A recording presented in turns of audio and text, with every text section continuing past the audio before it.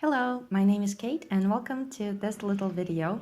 So this is a time lapse of the tutorial that I did for my Patreon channel, which is in full version on my Patreon, as I said. And I've been recently inspired by Richard McKinley and his amazing landscapes. So this one is due to his work. So it really kind of pushed me to actually drawing this one. Basically, I had this scrap of sandpaper that was really a color swatch. So it had a lot of reds on it. So I used it to create this warm underpainting. And it was also kind of a very long piece of paper. So I was looking through my reference material and I found that photo that I took of a path in Stupinigi. It's basically a hunting estate of previously a hunting estate of the local royalty here in Turin in Italy. And yeah, it just kind of immediately clicked. I thought, okay, landscape, no, but if I put it vertically, I can really enhance this kind of movement forward of this little path. And yeah, this is just what came out of it.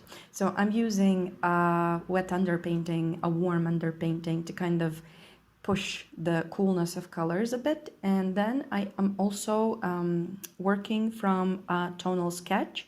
So the first thing that I did is created a sketch with just a pastel pencil, or you can do it with any pencil, just to divide the drawing into areas of lights and darks. And I basically had, I think, 3 values here.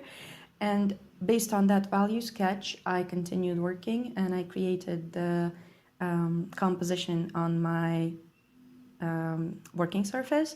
And then I started adding colors. So I'm starting with the darks, and I wanted to use slightly different colors than you would think the ground and the grass and the trees could be. So I used quite a lot of violets and also red violets for that. And then I used Richard McKinley's kind of technique. I've seen his master classes and they're really amazing. So I used the technique of actually blurring everything. So he calls it a break it stage of working.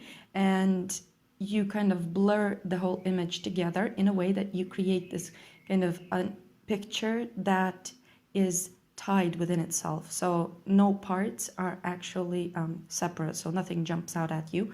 But at the same time, you can clearly see the values. And then I worked over the top with already more the colors that would eventually, and the mark making that I did, that would eventually stay untouched, unsmudged. And basically, I really enjoyed this technique, and I think that I'm going to be creating more landscapes in this way because it's really fun, and it basically took me 30 minutes, I think, to actually complete the whole piece. And sandpaper is just amazing for that. You can use, as usual, as I said, you can use any sanded surface, be it pastel matte or canson mutants or UArt. It works as well. But here I just had this scrap sheet of sandpaper, so I used that. And most importantly, it will work only if you have good reference material, and preferably use your own reference material. But if you don't, then look for a reference or work from life, which is amazing if you do manage to work from life. But you have to find an image that has strong value definition. So it has to have lights, darks, and the mid-tone values.